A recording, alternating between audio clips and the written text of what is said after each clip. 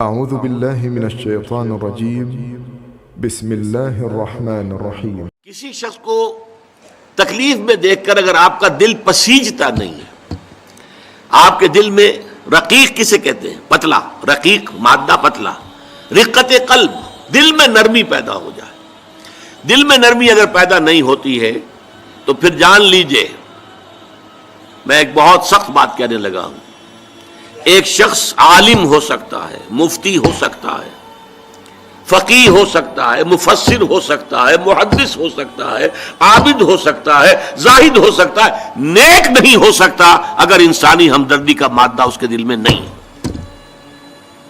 بات سمجھ لی آپ نے پوری؟ یہ ہے ترتیب کے اندر مضمر۔ نماز اور زکوٰۃ کا ذکر بعد میں، وَآتَ الْمَالَ عَلَىٰ حُبِّهِ ذَوِي الْقُرْبَىٰ وَالْيَتَامَىٰ وَالْمَسَاكِينَ وَابْنَ السَّبِيلِ وَالسَّائِلِينَ وَفِي الرِّقَابِ، یہ پہلے آ رہا ہے۔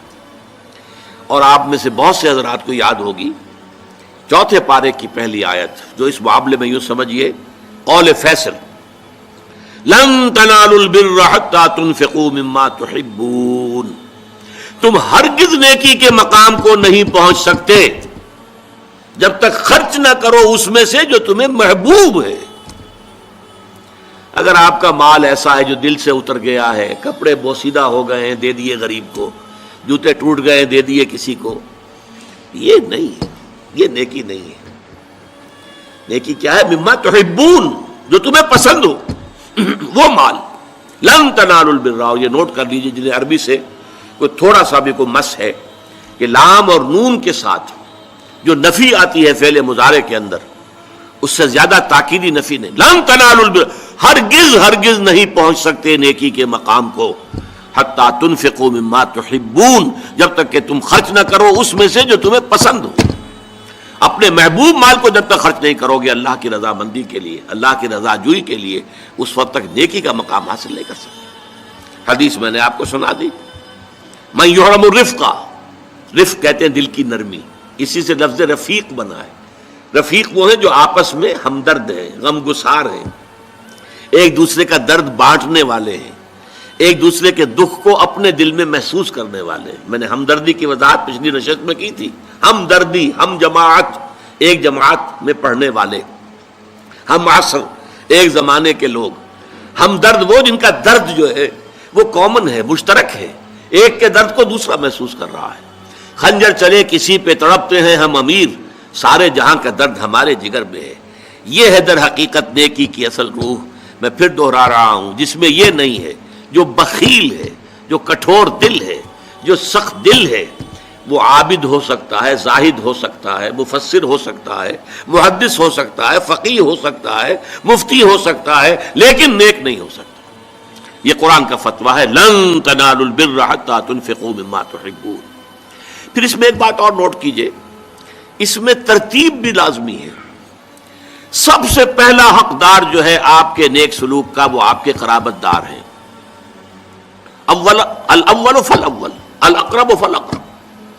ہمیشہ قرآن مجید میں سب سے پہلے ذی القربیٰ، وآت ذی القربیٰ حقہ والمسکین وابن السبیل ولا تبذر تبذیرا، یہ بھی ہمارے منتخب نصاب کی آیت ہے سورہ بنی اسرائیل کی۔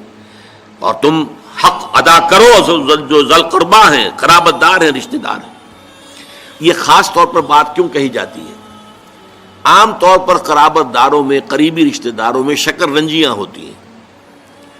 اب فلاں جو ہے، فرض کیجئے کہ کوئی چھوٹا بھائی فوت ہو گیا یا بڑا بھائی فوت ہو گیا ہے، اور دوسرا بھائی جو ہے اچھا ہے، جو فوت شدہ بھائی ہے اس کے حالات اب خراب ہیں، بیوہ ہے، بچے ہیں، کوئی ذریعہ معاش نہیں ہے، اور یہ شخص جو ہے وہ صاحب ثروت ہے، صاحب دولت ہے، یہ اوروں کو تو خیرات دے گا، اپنے یتیم بھانجا اور بھتیجوں کو نہیں دے گا۔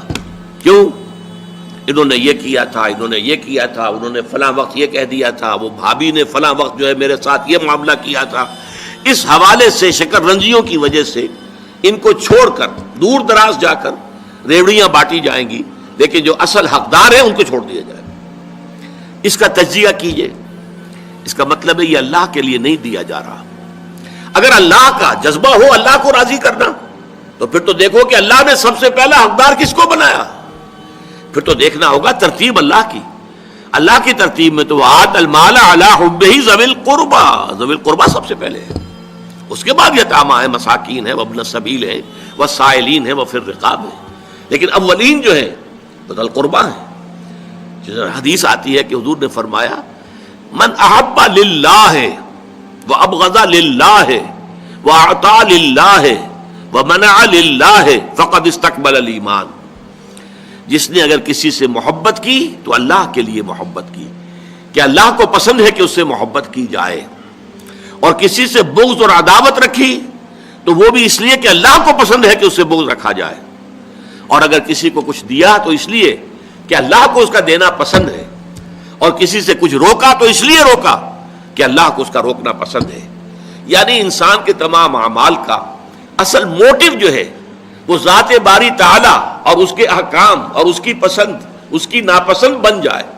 اگر یہ ہو جائے من احب للہ ہے وابغض للہ ہے واعطى للہ ہے ومنع للہ ہے فقد استکمل الایمان، تو ایسے شخص نے تو اپنے ایمان کی تکمیل کر لی۔ یہ کمال ایمان کا مقام۔